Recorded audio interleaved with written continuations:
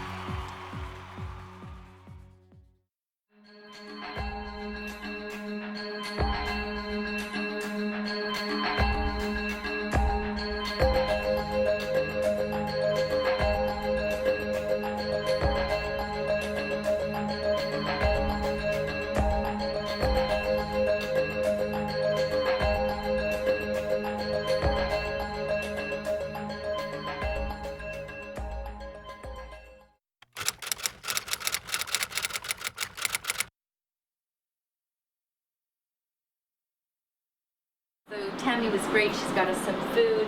We've got our lists. We've got lists for the documentary. We've got we are the pillows. only ones here. We've got a tent. We're trying to be inconspicuous. So we'll just have to see how things go.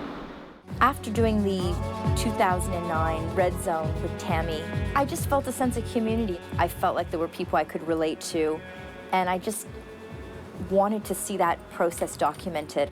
I decided to do general admission with Dayna because I had never done it before and liked the idea of being part of a music-based community.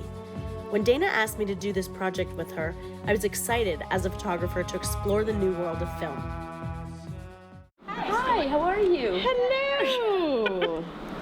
Nice April. Yes. This is Tim Tam. It sounds like you've got something. Did he tell you what I named hold him? on 1 second. Oh, Tim Tam. Tim Tam, It sounds like I'm Tami. Okay. Oh, you talked to Sam already? Sam is on his way down, apparently. Okay, has there been any kind of confrontation? We spoke to Julie. And Oh, Julie yes. said Okay, I actually know them. you're saying that there could be a problem. Yes. Some guy started a list with not the nicest attitude, that some guy, Sam or Max or somebody, started a list at 3 in the morning. And, but where is he? You know what I mean? If you're going to start a list, you've got to be here. So, anyway, they didn't show a lot of respect for our little system here. I gave them numbers, I put them on the list, and they sort of like, whatever, we'll be back tonight. When did you first start to realize there was some kind of control going on with the... I think it was when Tim and April came down and said, "Oh, have you met Sam yet?" And we hadn't even heard about him. So we were asking questions, who is he and what do we need to know? And they were kind of explaining to us a bit how some people run the line. They didn't tell us a lot of details, just that Sam is a guy who sometimes runs the line, and he has friends that are in Montreal right now who were coming to Toronto that will be running the line when they get here. So we thought, oh, okay. Who started this line and why so early? Why did you guys start this line so early? This is what we need to do as soon as possible. Yes. Talk to security and get one line going. We got an email saying that they're doing 2 lines here. Yes. 1 and 15. Yeah. You're saying they only let them in through one gate. So, but if they can at least be on the, agree that they'll open the doors at the same time, No, or they have to do one line. It's not going to happen. So one line. Whatever they say they're going to do that, it never happens. It never works. Okay. The politics of this whole thing. It is. Really, it's a big deal. You know what? There's a system, and we learned a little bit from Annie about the red pen and the list and the whole thing, but like to deal with people that are not, to me it's common sense. You're in line, then, You're in line. somewhere on the premises, have your stuff. Yeah. Don't be sitting in your hotel room and say you're in line. Yeah. Anyway, so that's our list so far. I'm a professor at Transylvania University in Lexington, Kentucky, and I co-authored a paper with Dr. Marie Hellig-Larsen at Dickinson College about U2 fans and the waiting in line experience, otherwise known as queuing. People have probably waited in line for U2 as long as they've been touring. They're known to be a pretty amazing live act. But fans report that they remember a numbering system that started in the late 90s, early 2000, in which people would receive a number on their hand, and that would be their place in line. And I think that probably a lot of the queuing culture came with the rise of internet chat rooms and fan sites. So that would be a place where fans could go and figure out what the norms are for waiting in line, what the rules might be in different cities.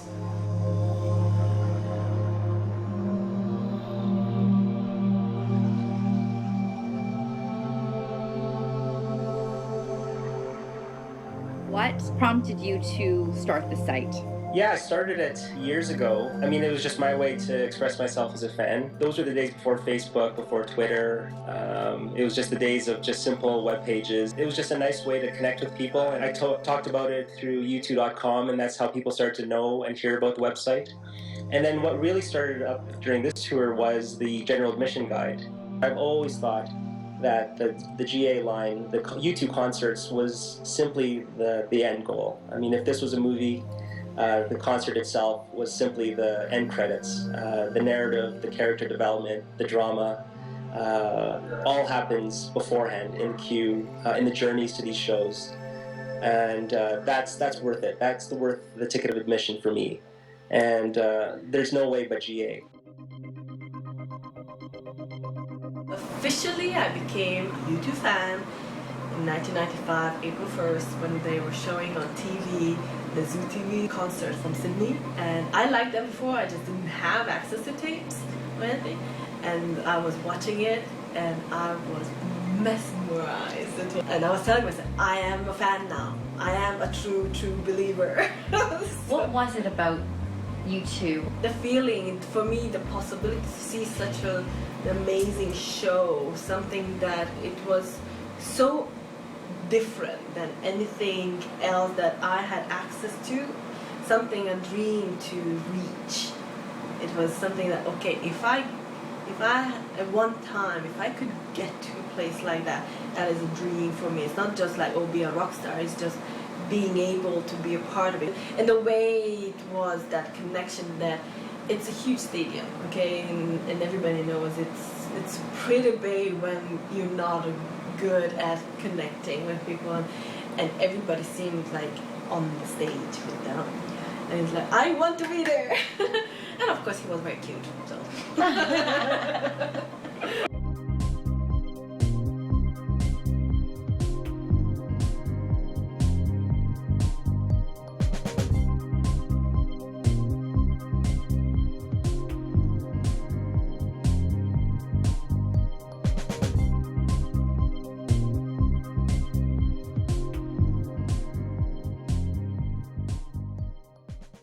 Not only has U2's spaceship landed here inside the Rogers Center, but so too has our spaceship landed here, just outside the Rogers Center. This is where the kids play on the driveway here. This is where the kids play their sports. This is the front door. Okay. We prefer to use that. Now you'll have to take your shoes off.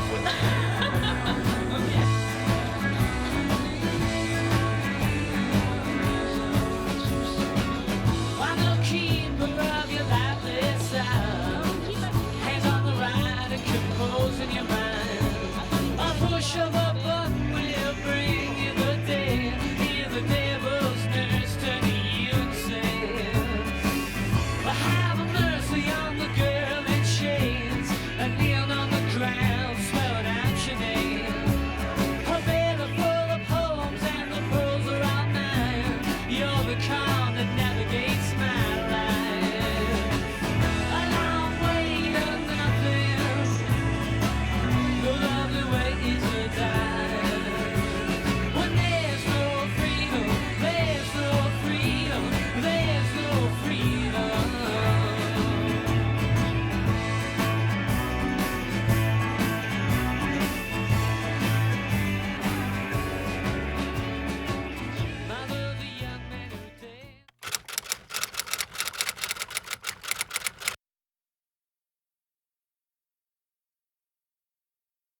What time is it, Brett?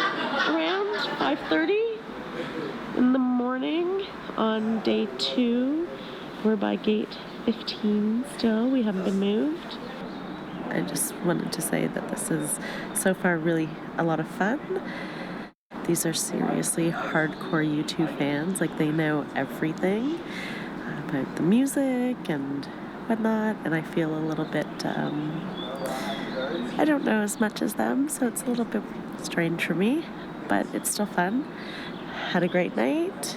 Haven't gone to sleep yet. The sun is coming up. Look at that sky that we're getting. Is that not beautiful? We're telling you to go now because we're the ones that Well, but I just think that 48 hours before is a little much. Bit crazy. Yeah, because for the first show, I bought my ticket on the day off at 4:30, and then I walked in, and I was in the circle. You know, I mean, like to queue up 48 hours, fine, I'm going to be like right in front. But in this stage, which is so tall, if you're right in front, you don't see the top of it. So Right. like there is an advantage in standing by the soundboard because then you get to see the whole thing. Even if you're in the circle at the back, you're still not seeing the whole thing. What do you think of all these line dynamics and all these things that are Oh my God, on? I'm not sure if the line Nazis are here yet, but yeah, that's going to be fun. I'm trying to avoid all of it. You know what? It ruins people's experiences. I've seen fights break out because it gets a little crazy. You're for a concert. It doesn't matter if you're by the rail or if you're by the soundboard. Honestly, like the best sound is always by the soundboard because that's where the sound guy is. Could you see a particular devotion to U2 that you'd never seen before? You think you're a fan until you stand beside somebody who is on their 30th show. And, you know, I'm a fan definitely in my own life, you know, for me. But when you start looking at the comparisons, many people seem to live for U2. How many years have you been a fan? How long have I been a fan? Yeah. I've been a fan from day one, U2, when they first started. Really? When they came to Ottawa, back when nobody knew who U2 was, and they played Barrymore's. Nobody knew who this band from Ireland was. No one knew their music, and everyone's, you know. After that, they went to New York, and that was it. They were huge. They made it big right off the bat. U2 fans are a different breed from all the other different fans out there from other different rock bands. Their following is huge. Like I said earlier, they're worldwide. You know, for a concert in Montreal, and you got people coming from Australia, Germany, Paris, Belgium, all over the place. They want to see every show. They want to experience every show. The fact being at some of the shows they play different songs. People have their favorite songs, and if they're not played at some concerts, they want to maybe hope and see that they're going to be played at another one. We met a really new friend from Paris. He's done 16 shows this year. He was telling us all the different ones that he's gone to, but the fans are just unbelievable. Smell the flowers while you can. Love is drowning in a deep well. Slow down my beating heart. A boy tries hard to be a man. I kissed your lips and broke your heart. How can you stand next to the truth and not see it? I love that one. Dressed up like a car crash. One man betrayed with a kiss. That is a fantastic shirt. I'm in love with that. It's great. So you wear this for every show? Every show, yeah. That's amazing. So how many, first of all, how long have you been a fan? I'm going to ask you to say your name on here too, just so we have your name. My name is Jorge. Jorge. And I am from Mexico. I actually got into U2 probably around the 90s. You know, I was Rob and an Acting Baby just by listening to some of my uncles' records, whatever. Yeah. I was too young by then to go to a U2 show. Finally, I was, you know, back in 2006. That was my first U2 show experience. I couldn't afford it before, so I had to wait for a while. I had a little sign for the fan cam. You know, they're having a fan cam there. And it was Father's Day. My wife and my kids, they gave me the opportunity as a Father's Day present to go to Anaheim. Oh, wow. So I thought, oh, thank you guys. So I made a little sign like this big for the fan cam. So to thank them, So I put, I have found what I'm looking for, and the name of my wife and my kids. So I was just dancing in front of Bono. Actually, I got front row that day, and he steps out with the mic on hand, and he starts reading my sign. Here at the stadium, that's why you found them, literally.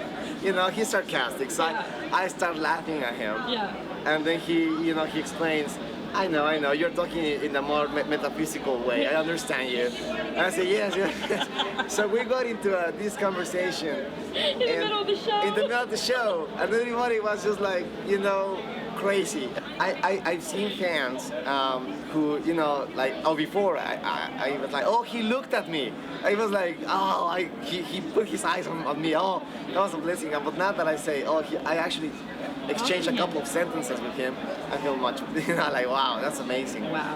And but that's just a personal experience. So that's my that's a beautiful story. Sunday was a very exhausting day because that's when all the new people from Montreal came and the conflict kind of came about, and it's tiring dealing with strong personalities and conflict and change and no sleep. So we're just doing, having a little breakfast break while we're watching the setup here of the show. And we've just had, I'm number one in line, so I kind of had a certain amount of control, not that I asked for it up until this point, but the official line leaders have now arrived. Not official. Not official. But just, they assumed the role. They assume the role, and they've done it in other cities, and everybody knows them. They're very, very tough. And I don't care to have that control anymore. So I'm going for breakfast. There was Michelle, who was there, who I tried to introduce myself to as well and got a lot of flack from, and was very disrespected.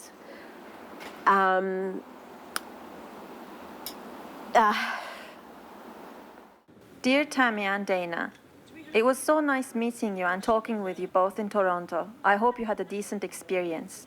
I found it very discouraging to observe the behavior of some of those in the GA line, and their self-serving attitude hidden in some altruistic guise of running the line was, well, quite honestly, BS. For some, I suspect it has become about getting a nod from a band member or pulled up on stage, and they appear to do anything to get what they think they are entitled to deserve. I will probably never do another GA, and I'm grateful I got to be in the front twice in my life to experience the music and the band that has meant so much to me for at least 30 years of my life. Sincerely. Usually the person who organizes the line, and it might be 1, 2, or 3 people, have a particular title that is rather peculiar called the line Nazi. And I know that sounds like it has pretty negative connotations. And in fact, people are a little ambivalent about the person running the line. Sometimes there's suspicion that they might be biased toward their friends, or that the rules might not be fair. But it is the term that refers to the person with a Sharpie who numbers people, keeps the list, and in general upholds the rules. They were taking the line regardless of whether we wanted them to or not. I never felt a sense of territory, I think the way Tami did, about the list or the line. I was looking for our clipboard with all the names and whatnot on it and didn't know where it went. So I saw that Tony had it, and I had never met Tony, so I went to go introduce myself to him. I'd heard of him. I very nicely went over and introduced myself as Tami, and I was with Dayna, and we were here, and we've been here since Saturday, and we were number 1 and number 2 in line. And very curtly told me that he was now taking over the line. Now that he was here, he would be dealing with the lineup because we were new and we didn't know how to do it.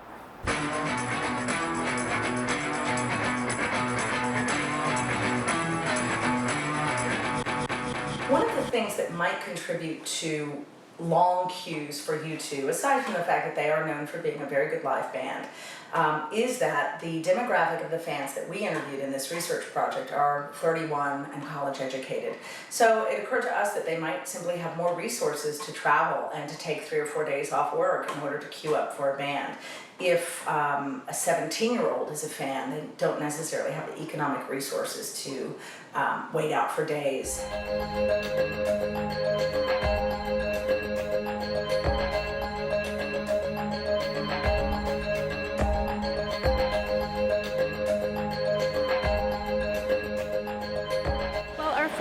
Show was on Vertigo Tour. We realized that time that seeing them up front, right next to the stage, is the only way. The only way. What is it about being? What changes? I know you're right up there and you see everything. What changes that experience? There's an energy, complete energy, when everybody gets together and you've been in line for 12, or in this case 40 hours. It seems like 40 hours. You know, you guys, we all become friends and we all know each other, and it's like going to a party together. Even if you're not a fan, you know who they are, you know. And you know a handful of songs immediately. Yeah, you will always know a song. You will always know one of their songs. And that's why people come. They're so, and they do the fantastic show. I mean, that's how they built their reputation, was doing live shows. So that's why everybody wants to see them, because they're so good at it. They're just so good at it. We all met. We have a group of friends now that we've met in the last couple years, and we met on a forum, and there was about 12 or 15 of us, and 4 of us will be here.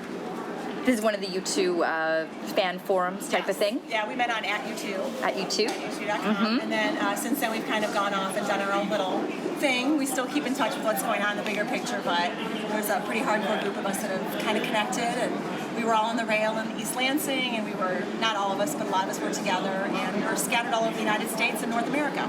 The reason why we all met on the forum was because we all wanted to live our dreams from our 20s that we never got to live. Because we're not in our 20s anymore. What was the biggest dream? I mean, is it to see them, to see them live, to follow them? Yeah. So a lot of people did do that years ago. We never did. We all had careers, life, family, everything. Can we see your? Sure. So what prompted you to get that? Was it right after Joshua Tree? No, actually, I just got this a couple years ago. And Joshua Tree just is really important to me.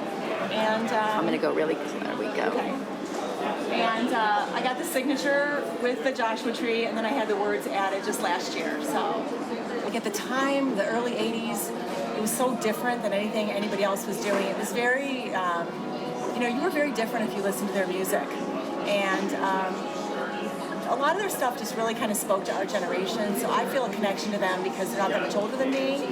And, the whole, bomb shelter stuff, the whole Cold War, they kind of speak to that experience we had growing up in the 70s. So, that was almost the immediate connection I felt to them. And then everything else just kind of followed through. So, but I'm a Bono girl, so I'm not going to lie. We're all Bono girls here. No offense to the other 3. No offense. In time, I knew the walls were cracking and the words were flat.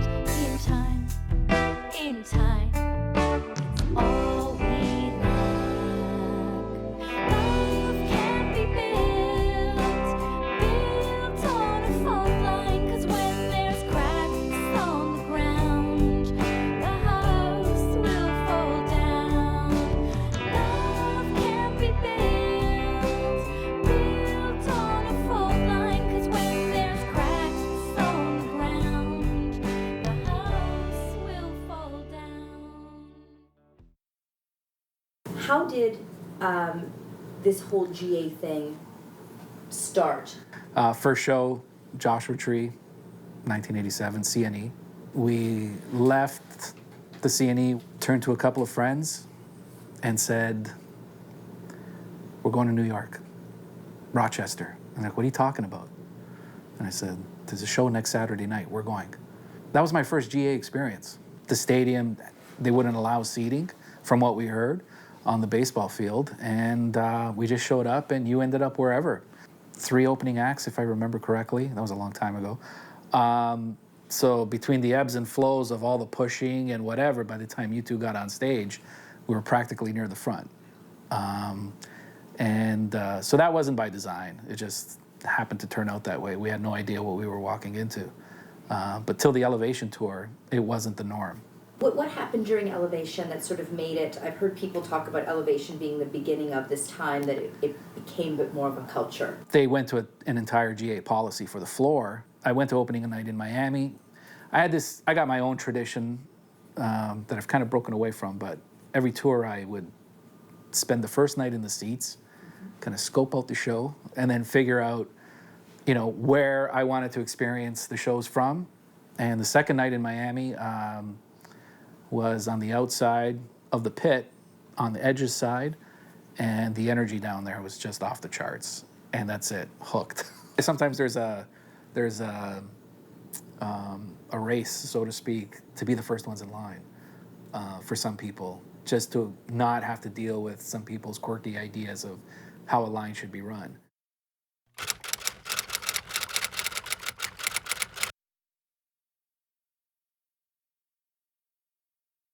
Security came around and told us that we were no longer allowed to stay on Rogers Center premises. It's coming from the top. They're not letting anybody stay. Tomorrow morning, 4 a.m. For security reasons and safety reasons, they just didn't want us on the premises anymore. So people had to pack up their tents, and they were putting up all kinds of barricades so that we couldn't stay there. I think that the priority should be for the people who came first. That's it. We have the families came from far away. We should stay here. That's right. That's it. I don't know why too many people change their mind or you go home. There's too many people telling what to do. Yeah. You are the one supposed to. It's definitely not as pleasant as it was yesterday. Me too. What you're experiencing now is not exclusive to Toronto. It happens everywhere. The dynamics are going to change, especially on a line when once U2 fans got to the point where they decide they want to queue up for 60 hours, you're in a situation where the dynamics on a GA line can change on a regular basis. Until such time that you get the word from above on exactly how it's going to happen. And what you're finding here is that you're almost at the end of the leg. You're in a situation where they've been in the U.S. now for a number of weeks. There's only a few shows left. So the people that have been to, say, 10 shows, they pretty much know what's going to happen before it even happens.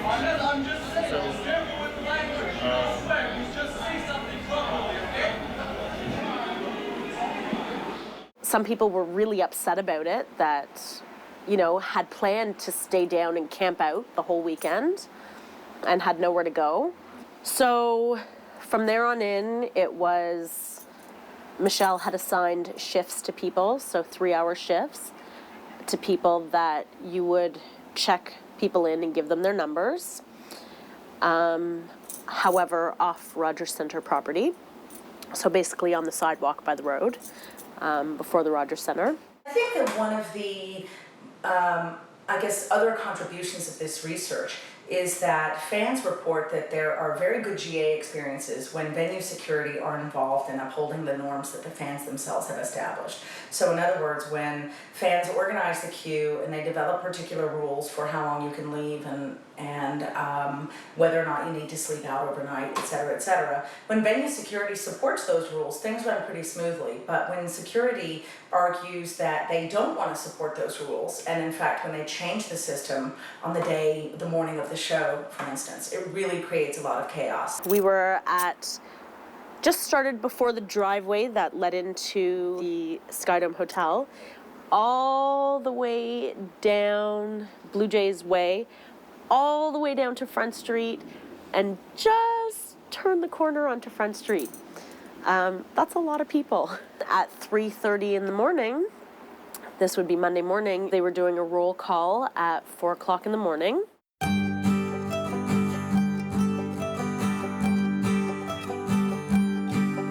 I'm going home to you. I've been trying to find my way.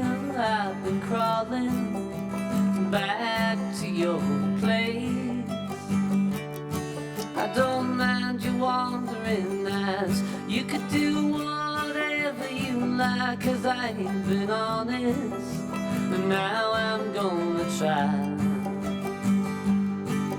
And the light that shines above, you leave it in a beat-up truck, won't ever make me treat you right.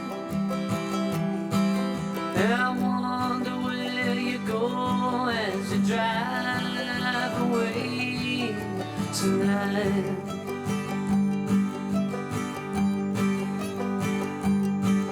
I thought I'd come with you, but you drove away so fast. You're a girl, don't hold on to the past. Maybe you're in Alberta on some small little road. I need to find you, if only just to say hello.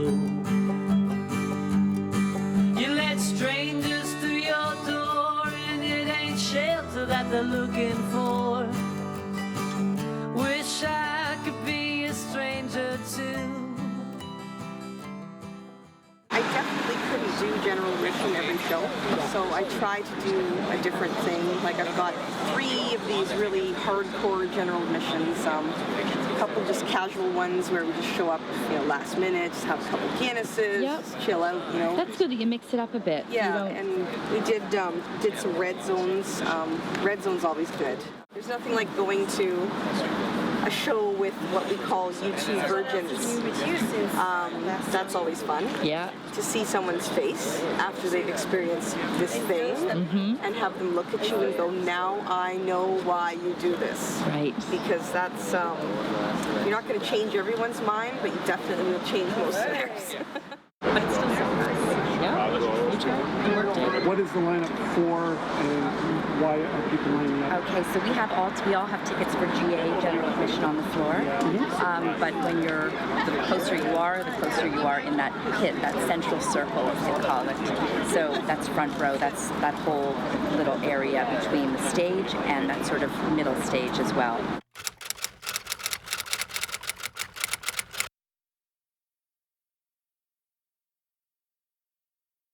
Sorry. Well, we're going to have to come back to you because apparently we have to get into the lineup. Steve, okay. Okay.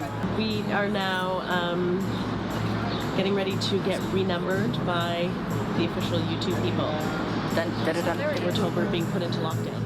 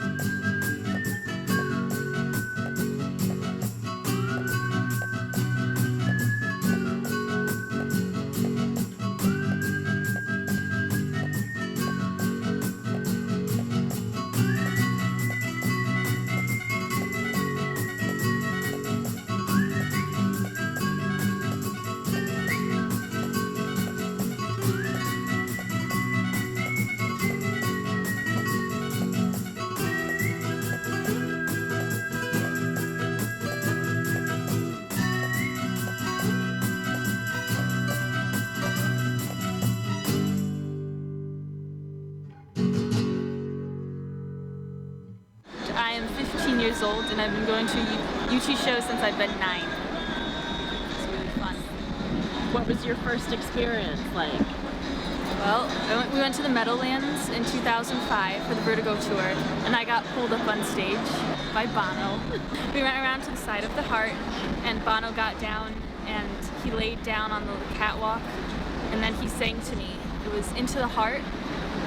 And then I got put up on the stage. He walked me around the stage holding my hand. He told me to wave. We're with Cathal today. You're very well known here. We're in Toronto at the U2 for this particular show, but everybody knows who you are. So Really? Okay. And you've written a book. Yes. Can you show? You just gave me this great book, and I can't wait to read it. But this is Me and U2, Their Music, My Life. Amidst all this soul searching, U2 came to Cardiff. They had arranged a concert at the Cardiff Arms Park in August as part of After entering the stadium, some people ran forward along the pitch towards the stage, but a couple of stewards roared, "No running!" So a comical, manic walking race ensued, with the finishing line at the gate for entry to the front section of the crowd. You grew up in Ireland. Yeah, I'm from Derry in Northern Ireland. U2 were just like the biggest thing ever to happen in Ireland, you know, because of their success abroad as well. It was very, very rare. In fact, nothing comparable that ever really happened for Irish bands or actors or anything at all. U2 blazed a brand new trail for Ireland internationally, you know. And you've been to every city that on this U2 tour, has yeah, on this tour. Yeah. How many shows is that? I think tonight here in Toronto might be the 80th, 81st. I haven't on this tour. On this tour, yeah. Before this tour, I'd only seen 8.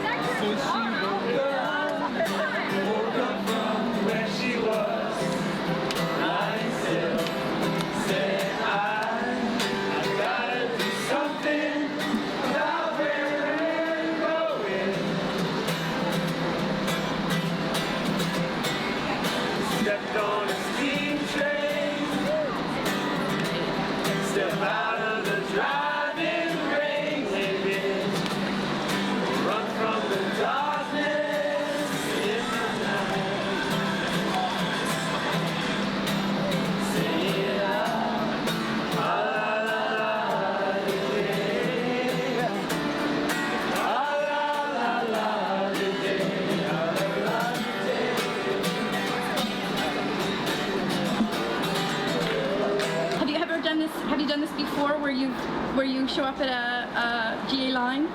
No, never done it before, actually. What motivated you to do it? It's fantastic. It's you too, isn't it? It's more than just music. It's about life, right? Yeah. Since 1987, since I first heard "So Haven't Found What I'm Looking For," I've been either whistling or singing that song every single day.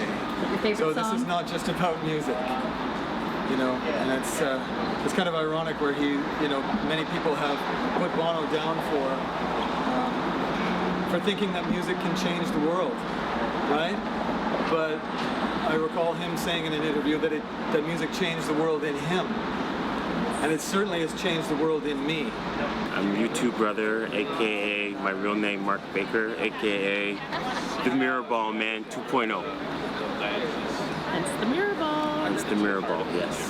So why do you do this, Mark?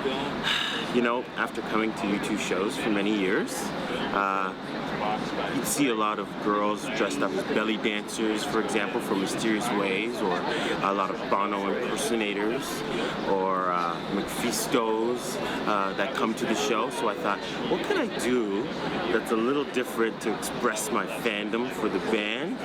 And so I thought about the Zoo TV tour, which was my first show, and I thought about Bono's moniker of the Mirrorball Man, and I thought I could easily be the Mirrorball Man 2.0. Came to me in a dream, really.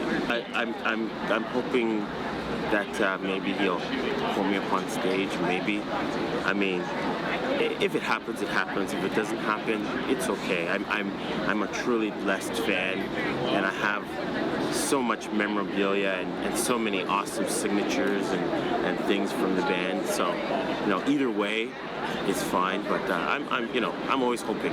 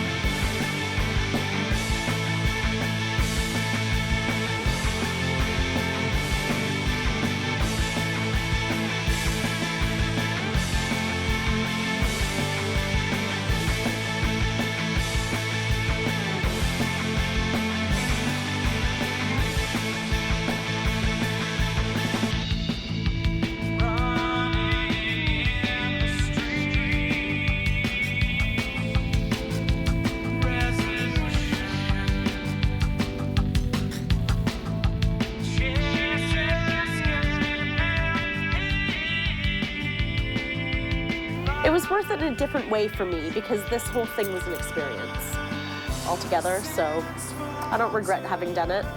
Working with Tami and going through this process with her, we were really there supporting each other. I think it pushed us in many ways physically, it pushed us emotionally, but you grow from those kind of experiences. I think I would have appreciated and enjoyed the concert more had I not done it the way I did. I was exhausted, but I'm still happy I did it. The highlight of being in the front row was seeing the people that we had lined up with and seeing them holding onto that rail. And you looked across, and it's a large area, and you just saw faces of people you know, and that was such an emotional feeling for me.